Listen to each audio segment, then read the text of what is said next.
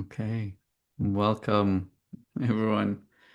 So glad that you guys made it here. This is our May Open Book Club uh, with Bab al Alam. I'm really excited for this month's reading and discussion because it's there's depth to it. I mean, all the stuff that we've been doing definitely have a lot of depth in it, but this one is really going in, and I'm excited about that. But maybe before diving right in, maybe we can take a few minutes to to be present, to be here. Um, so if you can, maybe we can do a few minutes of, let's call it meditation or gathering oneself. Feel free to close your eyes if you want, or if you're in place to do so, or maybe a soft gaze.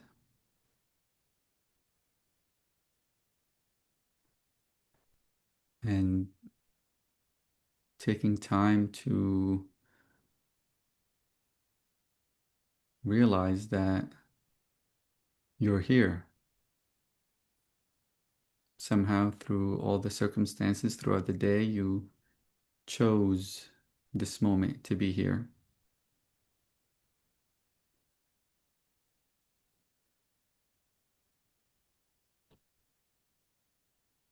You can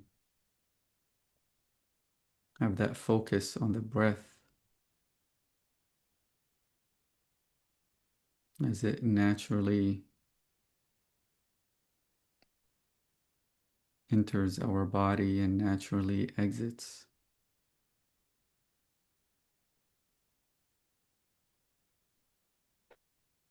No effort.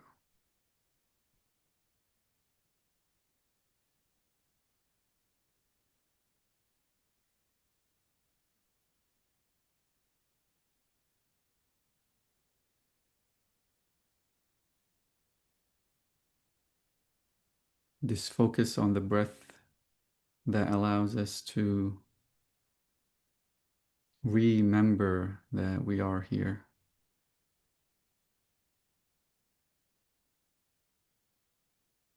present,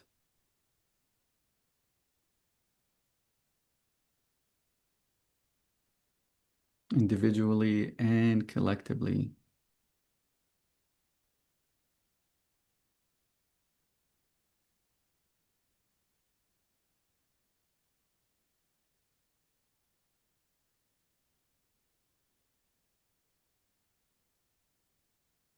Even though it's a virtual meeting, somehow we are connected. There's a thread of presence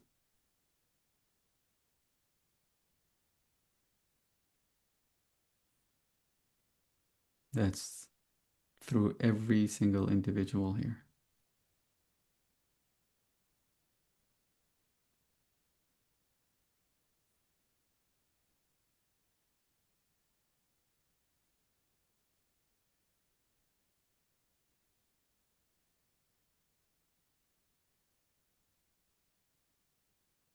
And as we open our eyes, or if they were already open,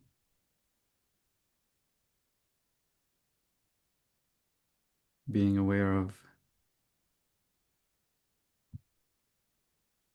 every single one of us here, that we chose to be here and share these 90 minutes or so together.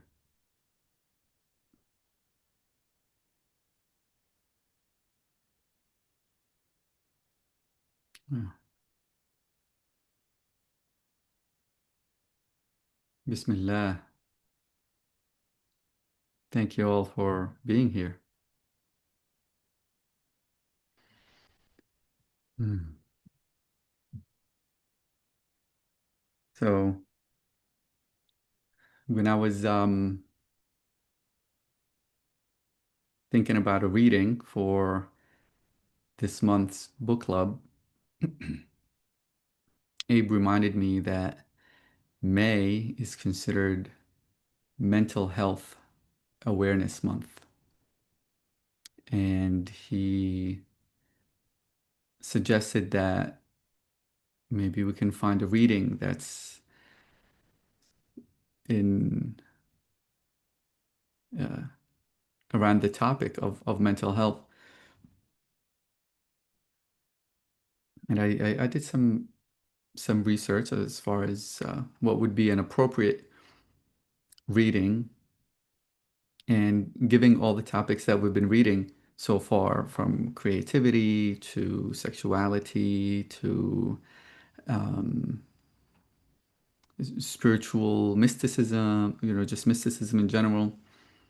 I thought having something that's under the realm of psycho-spiritual approach that probably would be uh, best appropriate. So doing that research, I stumbled upon um, Care of the Soul and Thomas More, which I wasn't aware of, honestly. Um, and I found out even the edition that we're reading is a reprint, or like the 25th anniversary of when the book came out. Um, and just looking at the table of contents itself, contents, I was like, man, yeah, this is definitely gonna be the reading. Um, really touching point on so many different layers. So for those of us who maybe not too familiar with Thomas More, I pulled up a small little intro about him that maybe I can read, and so that we can all get familiar with the person behind the words, and the person behind the book that we all covered a couple of chapters of. So Thomas More is a psychotherapist. He's a former monk, and he's the best-selling author of his this book that we're working on, Care of the Soul. He has a PhD in religion, and he draws deeply from the depth psychology, mythology, classical philosophy, and the arts to explore inner life. He's influenced by thinkers like Carl Jung and James Hillman. He advocates for a soulful approach to living, one that honors emotion, imagination, and the sacredness of everyday experience. In addition to his work as a therapist, Moore has taught theology, music, and depth psychology, and he continues to write and lecture internationally on spirituality, psychology, and the care of the soul. So just even the background of being a former monk, a musician,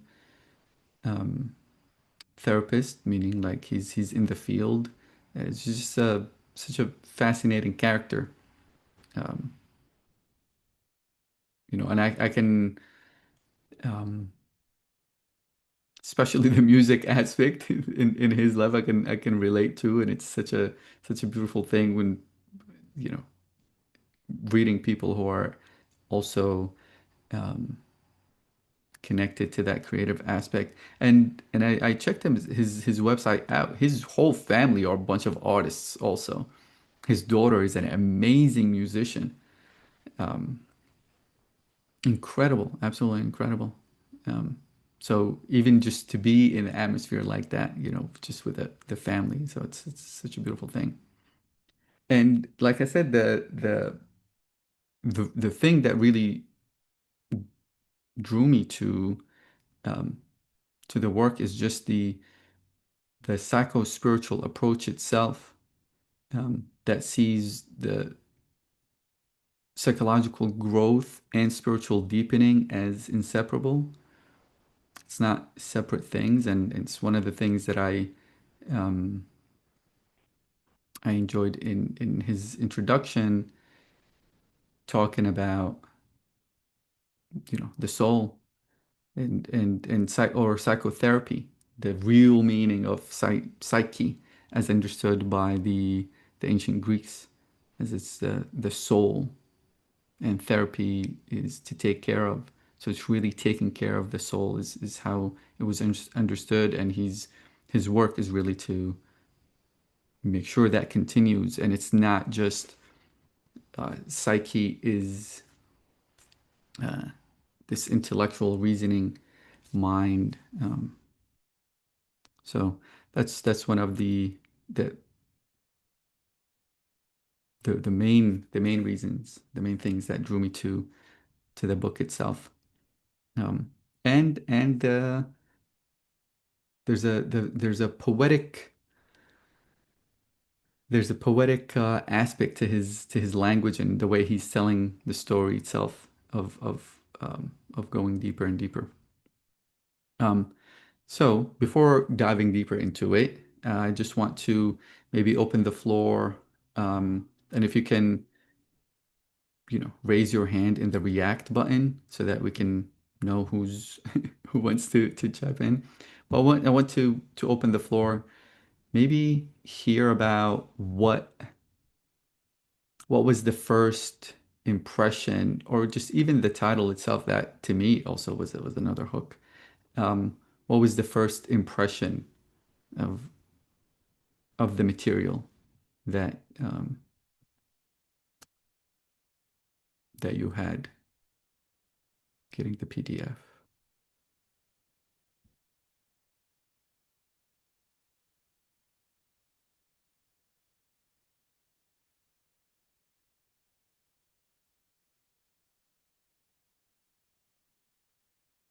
Antoine, Hey, what's up?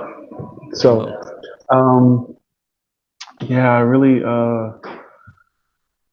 it started off a bit slow for me, the book, but I really enjoyed where he was going with this idea of like the paradox of the soul and what it looks like to not try to solve the soul or try to make the soul better or pure. I'm paraphrasing, right? They use those exact words, but take care of the soul to make sure it will evolve in the way it wants to evolve, to not shut it out or shut it off or constrain it and tie it up in religious or societal norms, but really dive into a listening of what it's asking of us. When he really started to dig in, and I don't know where this was in the book because I probably made it maybe just over half the way through. But when he really started to dig in about relating some of our behaviors to these the Greek mythology and how like he used one example about like someone who, that's for instance, is spiritual bypassing and turning away from like sex and lust and things like that. And then he spoke about this Greek goddess who is the basically the embodiment of beauty or something like that, and how she's offended by this turning away from what the soul desires. And it causes all these different elements and psychological, I'm paraphrasing, right? Because it wasn't said like that exactly, but psychological traumas just from ignoring that aspect of the self. And I see dug deeper and deeper in it, it just started to, the book just started to really bloom to see like where he was coming from and like the narrative he was constructing. In fact, you know, he's telling this story, but also somehow it seemed like a workbook to me.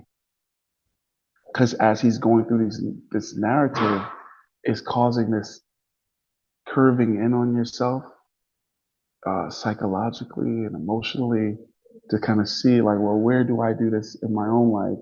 And just that light of awareness causes some room to make a different choice. That's that's how I was in the book in the story so far. Beautiful. Yeah, I can relate to that aspect of, especially the first thing that you shared is like this, um, not trying to fix or solve any kind of anything psychologically, but there's a sense of relaxation into one's soul, I guess. That's one of the things that I got from these first uh, couple of chapters is this is there's yeah, a relaxation into being. It's just already nothing to be solved. There's a uniqueness already happening, and there's this relaxation, um, which is interestingly enough because nowadays we're so goal oriented as far as fixing certain things, or okay, I need to establish discipline, and in order for that to happen, I gotta fix this about myself, and there's always this uh, polarity that's happening, um, where you're right. There's this in care of the soul. There's a more relaxation. I don't need to solve. I can just there's a space of observation that's created, that allows for deep listening really to occur. What is, yeah, what is my soul really saying? In light of all the challenges, in light of all the maybe trauma, or in light of the family, in light of all of that, what is my soul saying? What am I really experiencing? Beautiful. Yeah. Anybody want to jump in?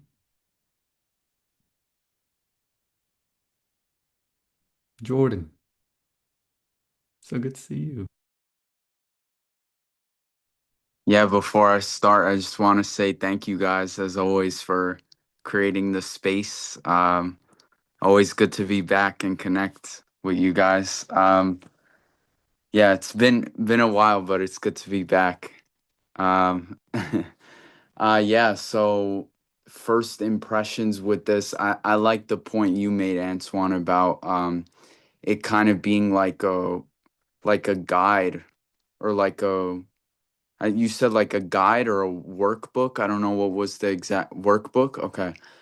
Yeah, especially cuz he like each chapter is like a section of like, one is like what is your relationship from the soul level, also from the psyche level, like with the inner child. And then it's like what is your how does that play a role in like community, is like one area, one aspect of life. Then it's like, what is your relationship with like emotions of like depression, jealousy, anger, envy. So it's like, yeah, it's like, it allows you to really like reflect in each area and be like, all right, you know, which area needs, I guess you could say, just more awareness, right? Because if it all just comes back to the being, it's like where is there like, I guess, um a blind spot, I guess you could say.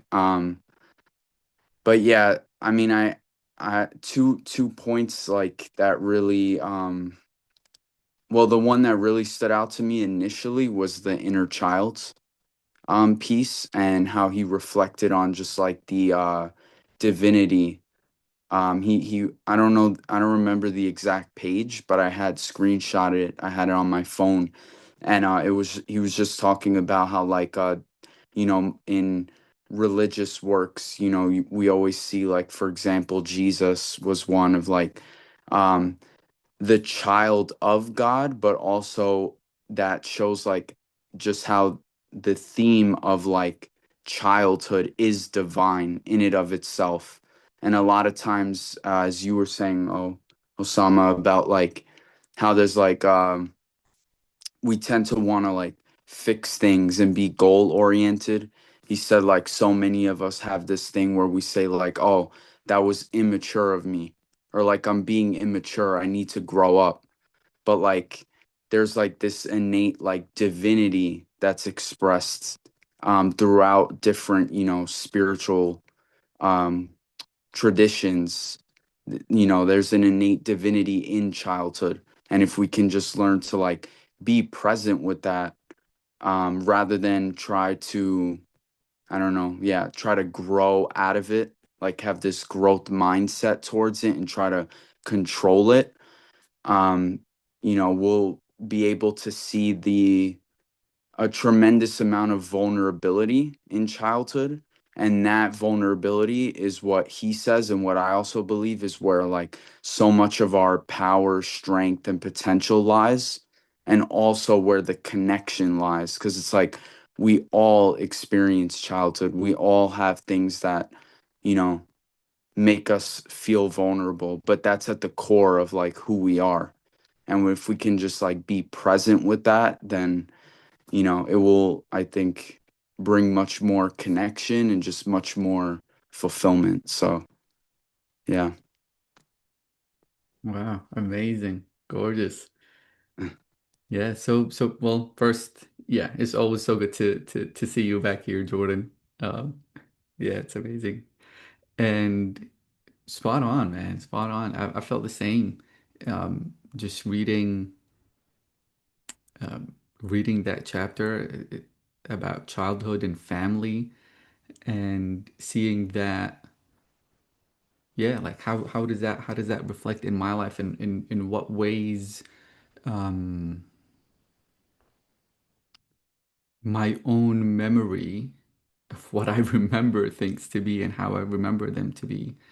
Um, how does that show up in my life and the stories that I keep repeating in my mind of family and childhood. That was something that um, in his way of connecting family to mythology and family to the origin of humanity. Like as a child, like families, lineages, like as if this is the origin of humanity. Just growing up, it's like, hey, this is the origin right here. This is my origin. So having that connection and painting that picture, really, just painting that picture and having that picture in my mind throughout the reading and to reflect on it. It's like, oh, wait a second. Yeah. Yeah. Growing up as a kid, this is it. Family is it. My father, whoa. My mother, my and yet there's this once getting older trying to compare it to other families and is this more proper? Is this dysfunctional, not dysfunctional? And um, having that comparison there. So yeah, spot on, Jordan. Thank you so much. Anybody else would like to share initial thoughts or, I mean, anything really?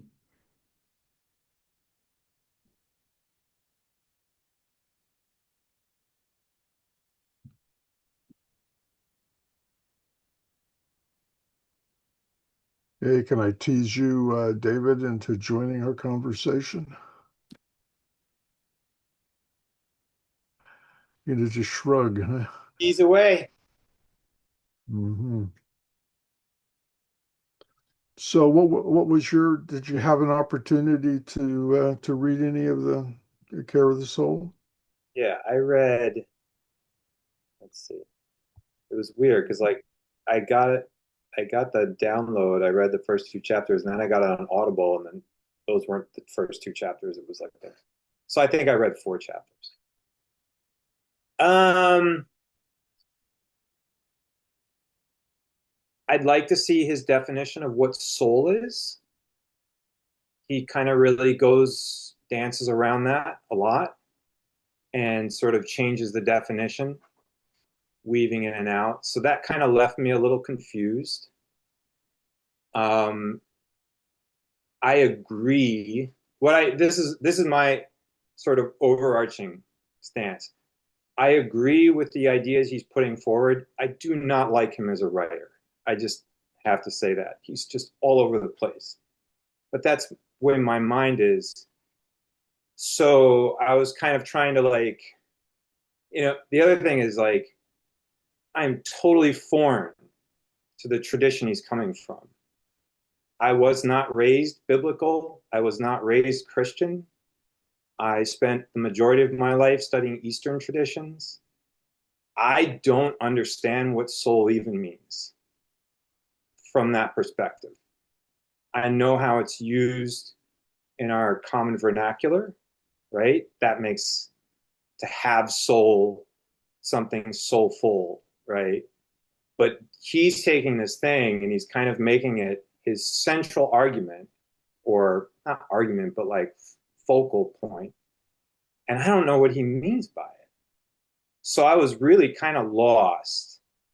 And then just the other part, which was I struggled with a little bit, was when he referred to like his clients, it was so oversimplified, very little context put in place. Like I remember reading the part about the client who had bulimia, having been a person that dragged a person through an eating disorder.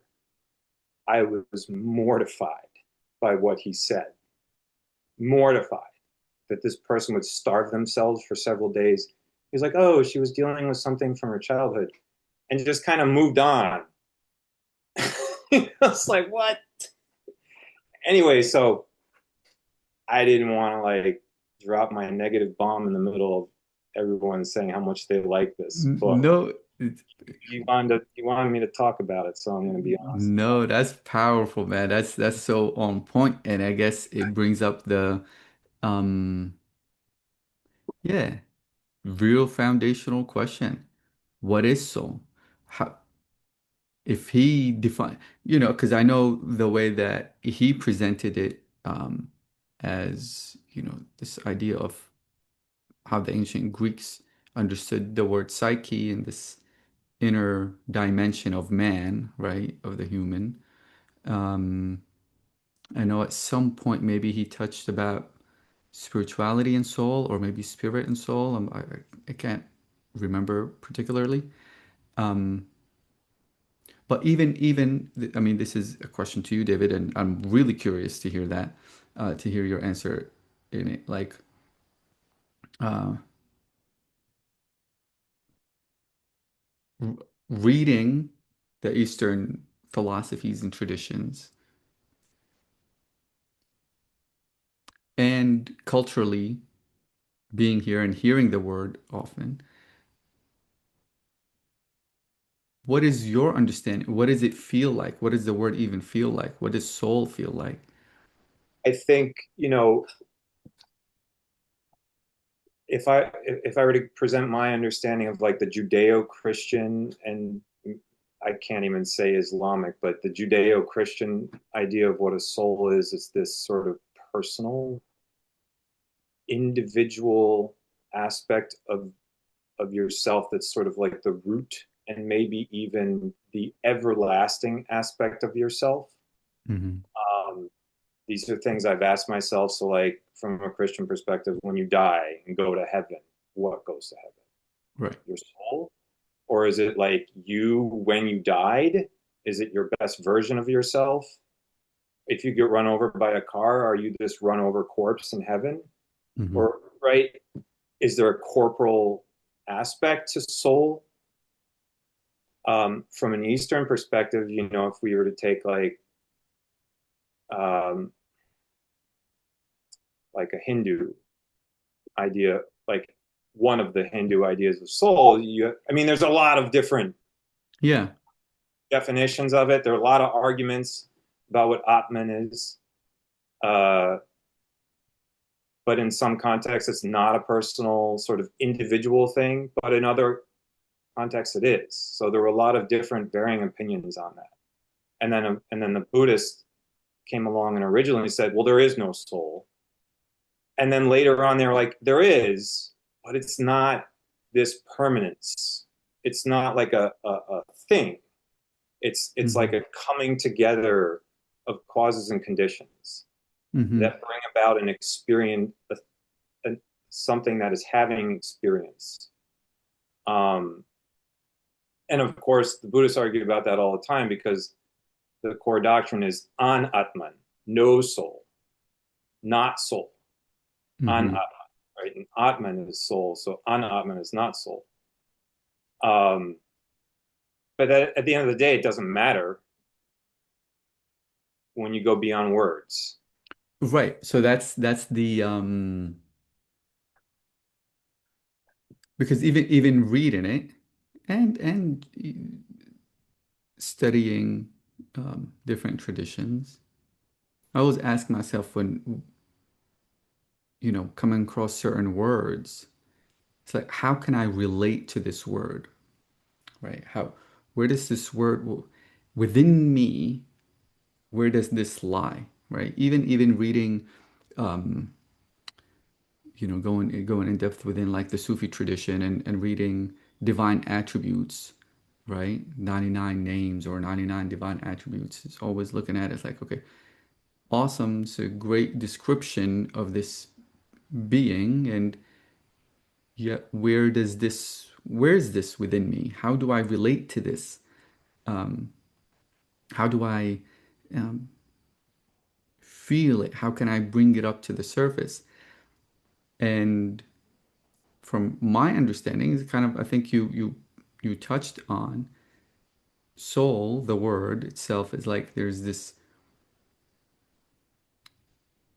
it's almost at the edge of beyond what my conscious mind reaches.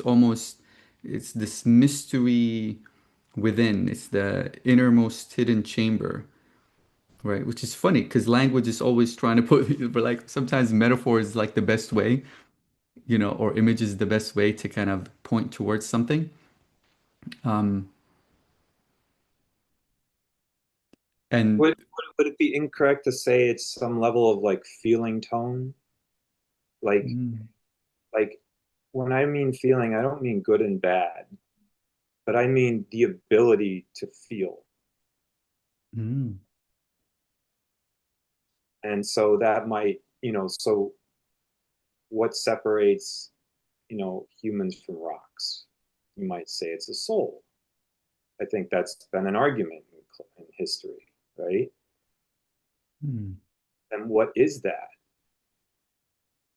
And well, we can't know if rocks can feel, but they don't have nervous systems, right? They don't express themselves in any way. So it's almost like expression is an outcome of feeling Hmm. some way. So, and these are the things I was sort of asking myself as I was reading it. So it was Right. a good educational experience for me. I read 4 chapters, so it wasn't like, no, this is garbage. But it was kind of like frustrated reading, because I'm like, oh man, like where are we? What is it? Like, Hmm. and to me, it had this ring of feeling tone, like this aspect of like the thing that has the ability to to um, to have a level of interaction with the phenomenal world outside of the one's corporal existence, Hmm. right? And as opposed to just being autonomous completely unto yourself, right? But there is this aspect of there's me, right? And then there's how I'm reacting with the outside world. Um, yeah, so I feel like I'm kind of trailing at this No, point. I get it. But that's yeah, I'm glad that you brought up to the you brought this up to the table because um it's fundamental and it's foundational as far as the language and how we individually relate to not necessarily just to what's being said as far as like the ideas that are being shared. Hey, you can share something, the symptoms are not to be fixed, but it's, you got to listen to what's this inner voice is saying and all that kind of stuff. But how do we actually relate to the words that are being used, not just the ideas themselves or the workbook or the guidebook, quote unquote, as Antoine said, but literally the words that are used and how we relate to them. So I'm really glad that you brought this up. And it really, to me, and hearing that, it's speaking to the power that language and words specifically have in how we relate to certain work. I mean, that's the reason why I kind of went back into Sufism, is because I can really relate to Arabic, to the Arabic text. I can, no problem. I can understand something without reading a definition. I can intuit a word or a phrase without having to really trying to dissect it to understand what it is. It becomes much, I can relax into it. So, yeah, I'm really glad that you brought this up. Thank you so much, David. Sanat has her hand up for quite some time. What's up, Sanat? Yes, iPhone as you are showing up on my screen. Oh, Hello, iPhone. Hear from you. do I have not have a name on there again? No name? No, no name, but we know you're Sanat, so it's all good. Well, speaking of no name, that's probably what the soul is. So it's it's like I like how David is kind of like trying to describe it, but he can't exactly put words on it. I think it's such a like transcendent sort of phenomenon, the soul. I can just say with my own sort of experience, as I go back to my mystical experience, where I was kind of led to examining my body and this soul type of thing in front of me, like as a separate thing, and where I was able to recognize it almost. Um, it was interesting. It's a concept that kind of transcends time. It's beyond physicality.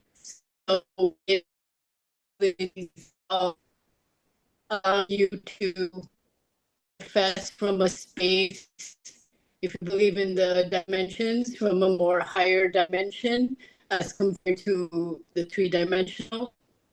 You're breaking up a little bit, Sanat. I don't know if there's a better spot for Wi-Fi. Oh, is it bad Wi-Fi? Hold on, let me put my Wi-Fi on. I turned it off because it's where I was at. Maybe that's better. Is that better? That's better. Yeah. So yeah, that's my Wi-Fi. That's like the soul Wi-Fi. It's like the thing that hears beyond the physicality. It's like that transcends all, like it's multidimensional in so many ways and so many things that I've experienced that I just can't put words to, where I've almost like become like this really like literally like a no-name figure who doesn't know how to explain things anymore just because there's something I just experienced, but I can't describe to you, and I've been in this space for so long now, and I kind of feel like this loner wolf, like walking this desert, like just experiencing my own world, and nobody really gets it. And I'm just like, okay, well, I get it, and I see it, and it's like, you know what I mean? Um, and the Sufis there's a state about this where they put you in like your own world with your own spiritual experience, just made, catered specifically for you. And that's like your gift from God, it's like very intimate to you. But the soul, I feel like, it's like we're a spiritual being in a physical body, or you can simultaneously say we're a physical being in a spiritual body, or the other way around. It's kind of like back and forth, back and forth. But I really feel like the soul, and I was explaining the word who to someone at our recent art exhibit, and that word who really stands out to me because I feel like it really connects to the soul and what it is the essence of who you are and stripped of everything else. Like I like to talk about the ego and the soul. So there's two parts of you. The ego is very constructive, like it's a very constructed form. It's a very solid three-dimensional sort of understanding of who we are. As we sort of break away those layers, as we become more and more no name, as you call it, like more and more undefinable, we transcend the physical and we go into this higher dimension, which allows us to understand and to experience things that are a lot more satisfying, a lot more easier vibration. So I feel like that's really what the soul means to me. Um, and it's not really linked to good and bad or evil. I feel like that's kind of like there's aspects of that there, but it's not really that. It's more of a transcendent state. Um, that just connects with the all. So that's why, kind of going back to what David said, there's like this individual aspect to it, but then there's like this like connected aspect to it as well, where I feel like we are one soul, but we're multiple souls all connected in a lot of ways. Like different souls that resonate with each other are also connected. And we're going through the same sort of lessons together, as compared to another soul group, which is like a vision I had seen many years ago of a flower of life, and there were clusters of souls, and we all had different like life missions, different soul lessons, and we were clustered within those geometric pattern in different groups, and we were placed there, and we meet each other in reality, and it's like we learn simultaneous soul lessons together. That's what the collective is. That's the collective soul. But then we have our individual soul. So That's yeah, beautiful. Yeah. but I'll Beautiful leave it at that. expression. Thank you. Yeah. You can always count on Senna when it comes to these transcendent expressions. That's beautiful.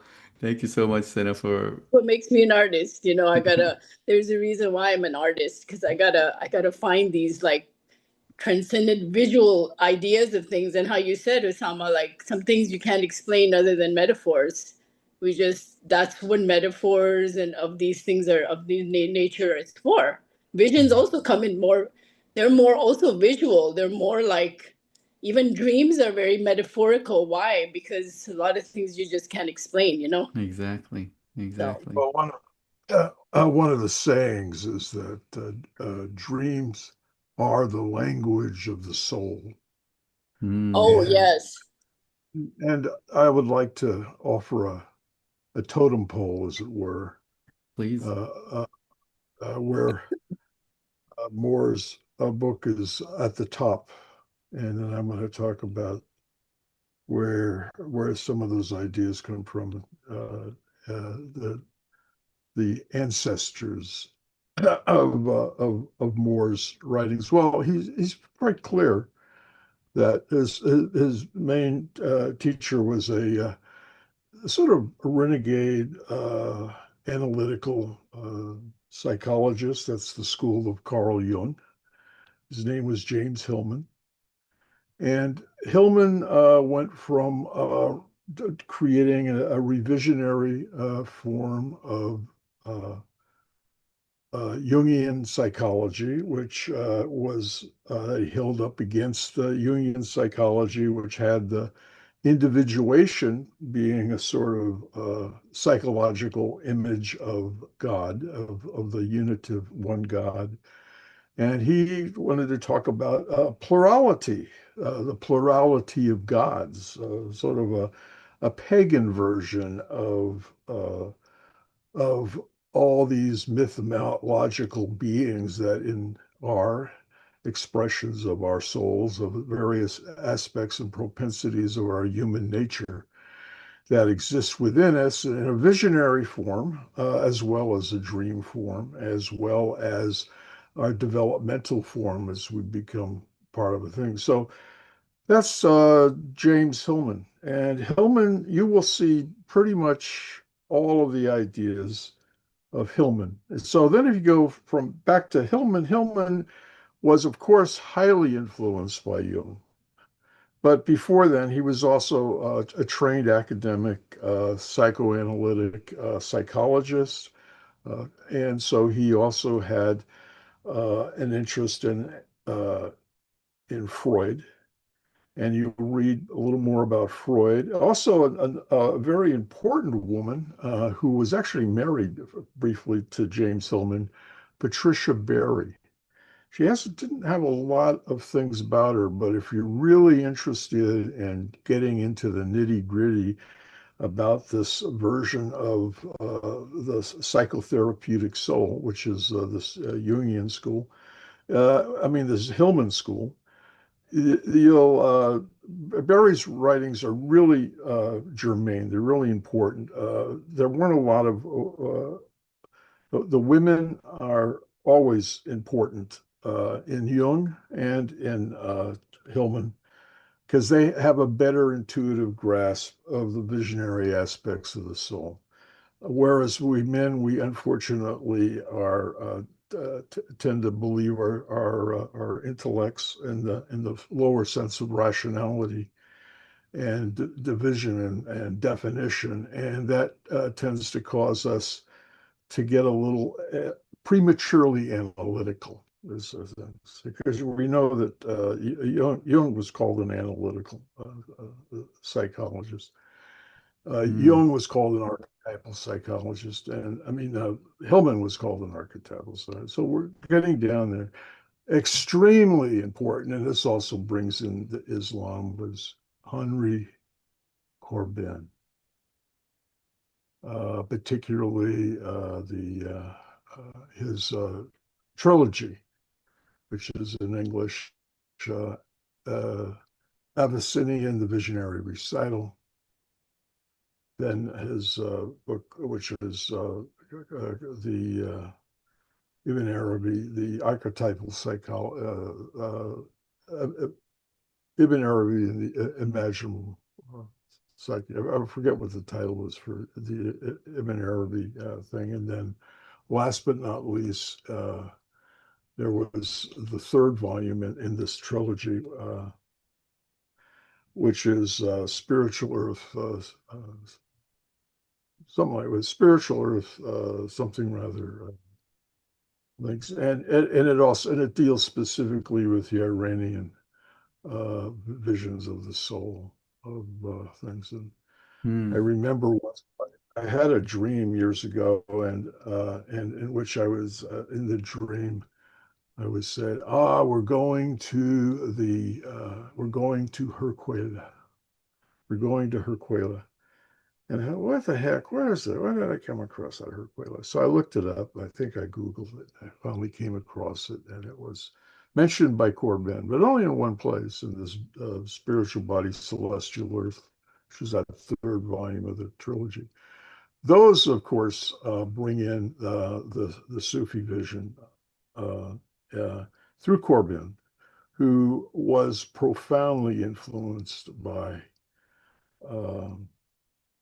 his work with the mullahs in Iran, and now even Khomeini wrote a book on Ibn Arabi, before he became the father of Iran. But there's some strange bedfellows. I cried and cried when we had when there was the invasion of by the justifiably angry mob that took over the American embassy in Tehran, and I cried because I knew I would never be able to go to Iran and study with those mullahs, because I really was deeply influenced. Who knows? I might have actually followed them closer, because that was at the time where the deeper sway of Ibn Arabi hadn't come into my life. But what you have here is you have this pedigree, which can go, and those are I would just mention to you the tips of a library of books. Hmm. And now, for y- if you really want to talk about psyche, particularly in the visionary way, you really have to be take seriously one of the few mystery tales that came through the things, and it's called uh,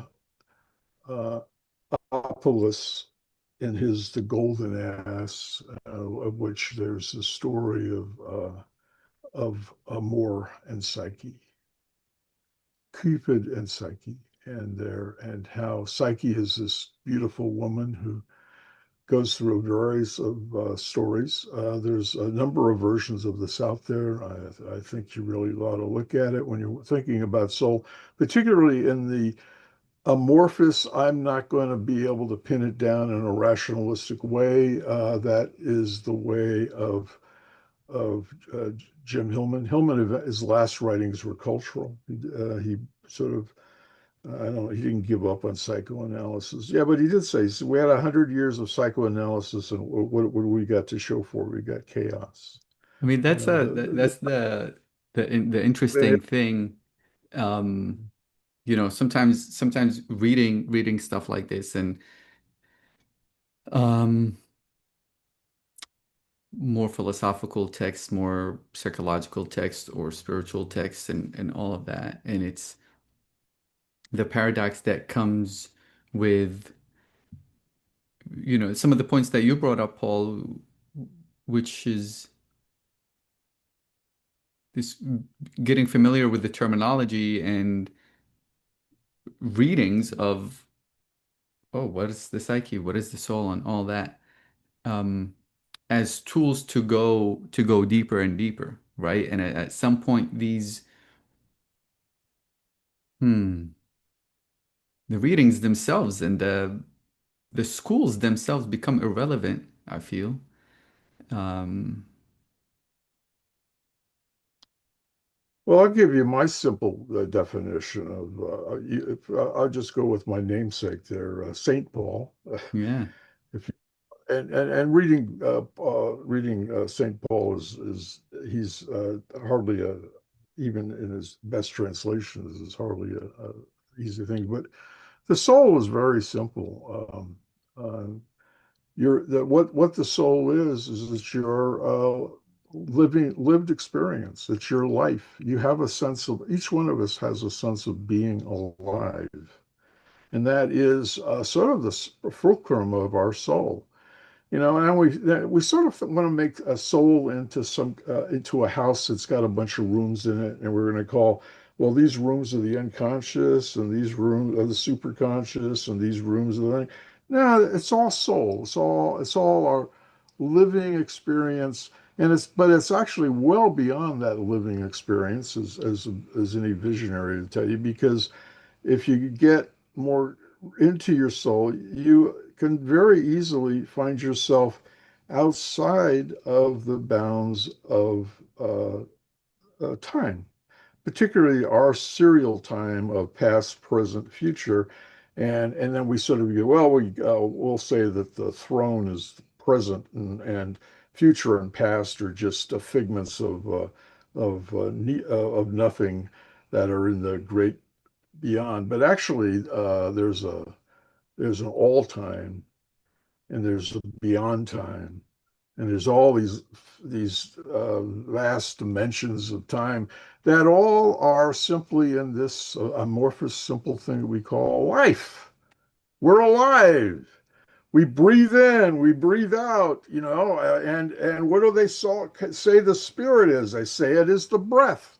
The breath is the spirit. Before the existence of anything, there was over the great deep came this breath before at the very beginning of Genesis. Well, okay. And then there's something that's even deeper than that, and I think it's kind of a pole we need to keep our eyes on, which is spirit. Hmm. And Hmm.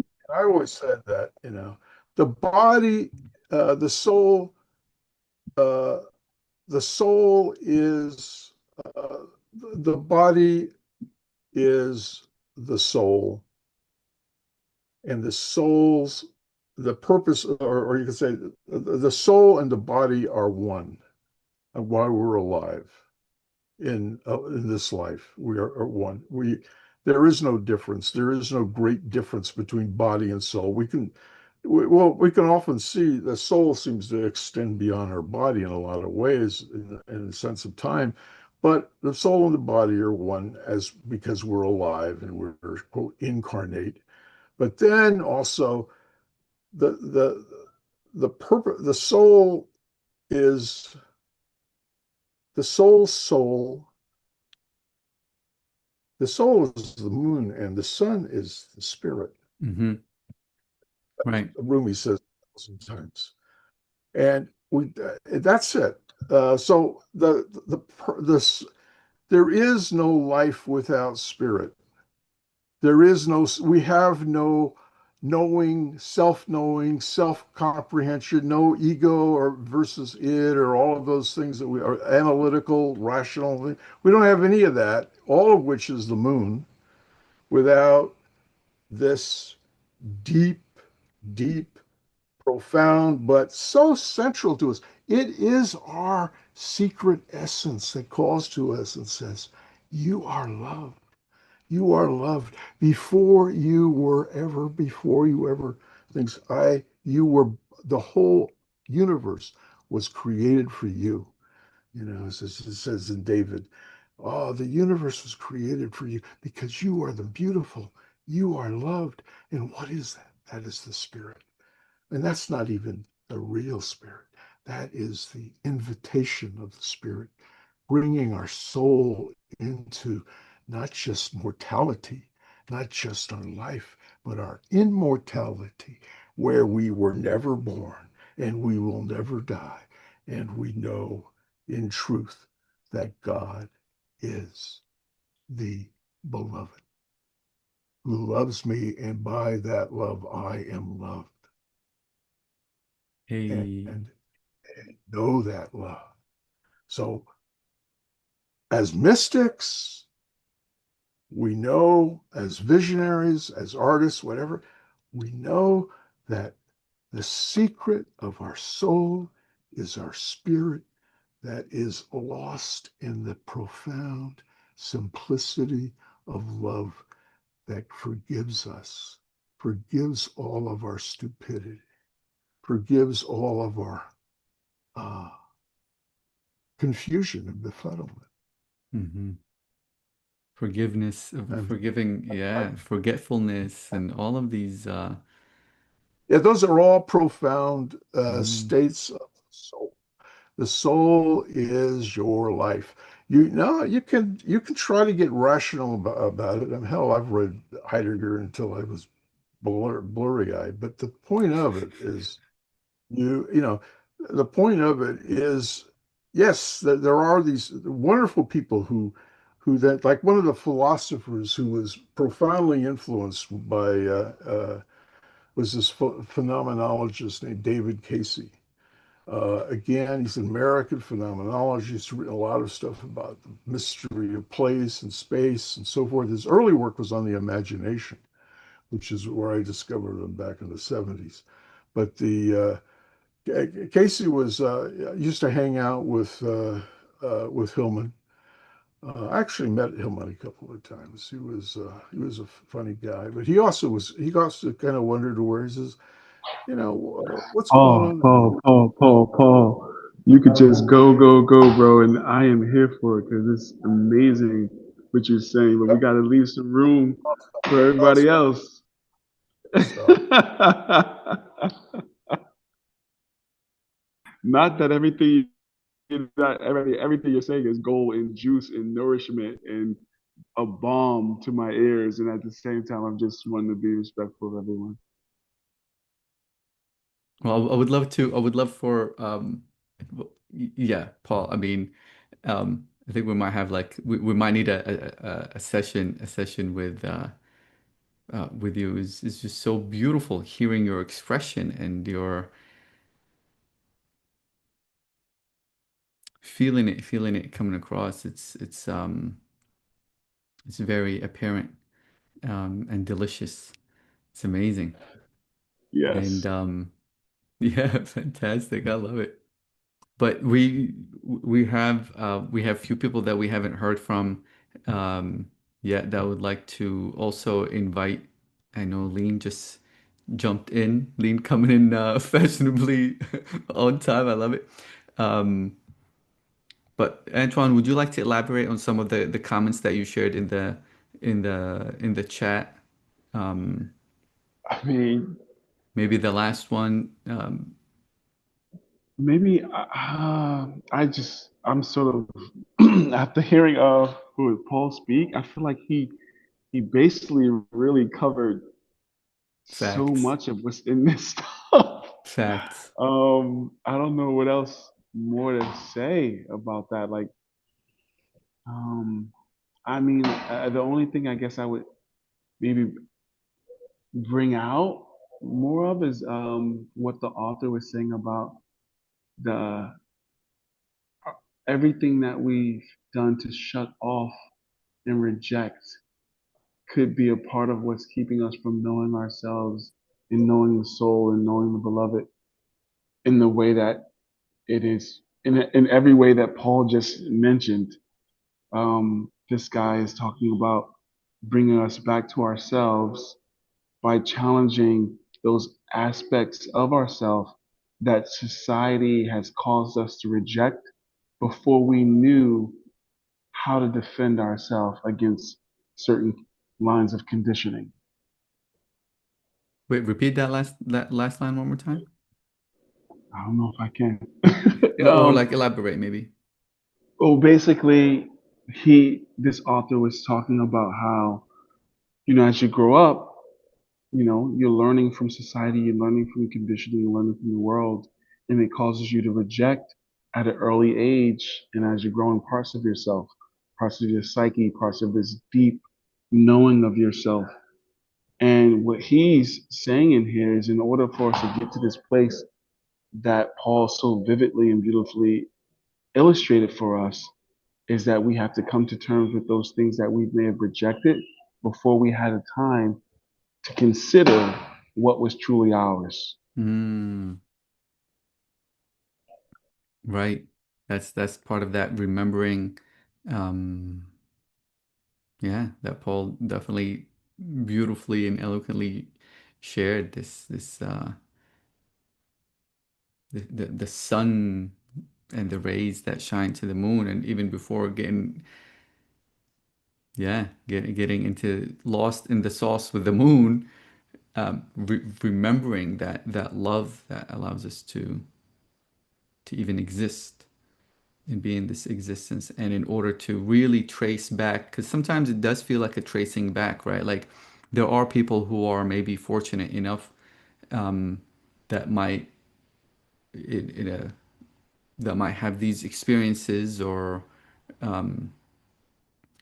life or whatnot, where that remembrance happens maybe in a moment or in a flash or those kind of experiences, and the sun becomes so right there, and the rays are seen and experienced, and for some it is a tracing back, for some it is a tracing back of the the light that the moon is reflecting, and following that light from the moon that can take one back to the source of that light. And part of that tracing back is dealing with those conditioning and is dealing with those tough uh,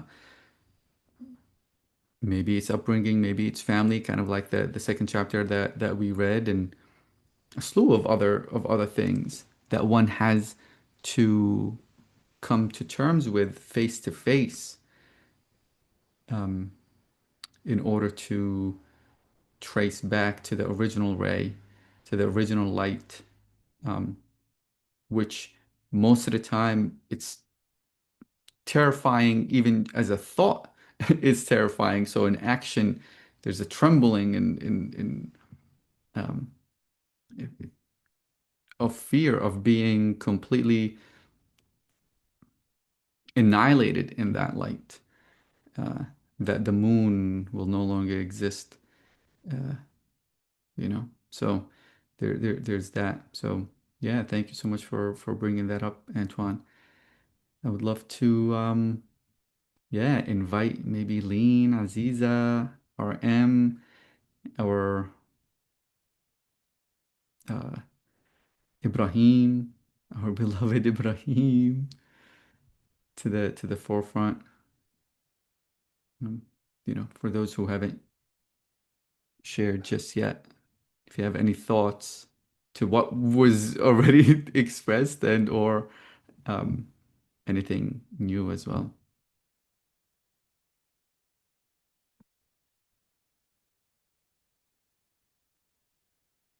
I see Aziz is just reflecting on the moon. The moon in Ottawa seems I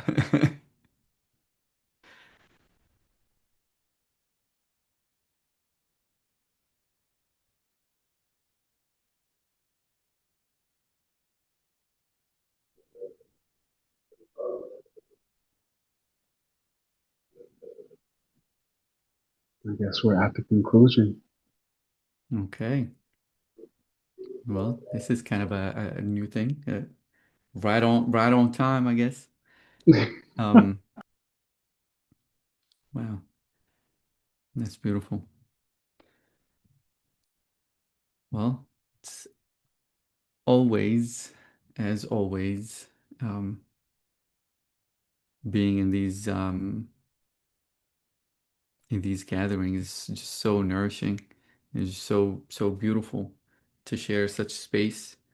Um, not for what's shared, but also just for the presence that everybody brings to these gatherings, and it's always a um, teaching moment, really. Great reminders, great epiphanies. Thank you, Aziza, for being here, and Jordan. It's so beautiful. Next month, June, I think, I don't know what the reading would be. Antoine, and maybe Antoine is choosing. I don't know if we be going through what the month is. Next month is Pride Month, so I don't know if that's if some maybe something along I don't know. But Antoine will be choosing next month reading, so I'm excited for that. I don't think he knows what it is just yet. Amazing.